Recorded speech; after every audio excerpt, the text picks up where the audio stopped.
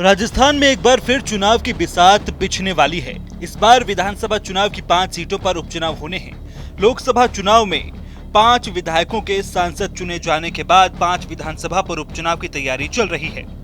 भले ही प्रशासनिक स्तर पर अभी उपचुनाव की घोषणा नहीं की गई है, लेकिन राजनीतिक दल अपनी अपनी तैयारी में जुट गए हैं। जिन 5 सीटों पर उपचुनाव होने हैं वो सभी कांग्रेस नेतृत्व वाले इंडिया गठबंधन के पास थी। इनमें से 3 सीटें कांग्रेस की तो वहीं एक आरएलपी तो वहीं एक सीट बीजेपी के खाते में थी। इस लिहाज से कहा जा सकता है कि इन सीटों पर कांग्रेस खेमा मजबूत नजर आ रहा है। 2023 के विधानसभा चुनाव के नतीजों के बाद से बीजेपी के खाते में जरूर अच्छी खबर नहीं आई है। पहले सरकार बनते ही करणपुर सीट गंवाई, फिर लोकसभा चुनाव में 11 सीटों पर एक झटका लगा।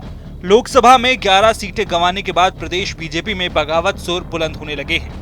सीकर, भरतपुर, झुंझुनू के बीजेपी प्रत्याशी के साथ ही बीजेपी के वरिष्ठ नेता देवी सिंह भाटी ने जिस तरीके से हार के लिए अपनी ही पार्टी के नेताओं को जिम्मेदार बताया, उसके बाद से ही बीजेपी में कलह खुलकर जग जाहिर हो गई है। बीजेपी के लिए उपचुनाव में जीत किसी संजीवनी से कम नहीं होगी। सबसे अहम सीट है दौसा, जहां लोकसभा चुनाव में उस वक्त मामला दिलचस्प हो गया था जब मंत्री किरोड़ी लाल मीणा ने इस सीट की हार पर इस्तीफे का दावा कर दिया। सिर्फ दौसा ही नहीं, बाबा किरोड़ी ने 7 सीटों पर हार पर इस्तीफे का ऐलान कर दिया। जब नतीजे आए तो बाबा के दावों वाली सीटों में से बीजेपी को 4 सीटों का नुकसान हुआ। अब इनमें से 2 लोकसभा, दौसा और टोंक सवाई माधोपुर की 2 विधानसभा सीटों पर उपचुनाव होंगे, क्योंकि इन सीटों के विधायक अब सांसद बन चुके हैं। दौसा विधानसभा सीट और टोंक सवाई माधोपुर की उनियारा और झुंझुनू की झुंझुनू, ये वो 3 सीटें हैं जहां कांग्रेस का कब्जा था और अब उनके सांसद बनने से ये सीटें खाली हो गई हैं।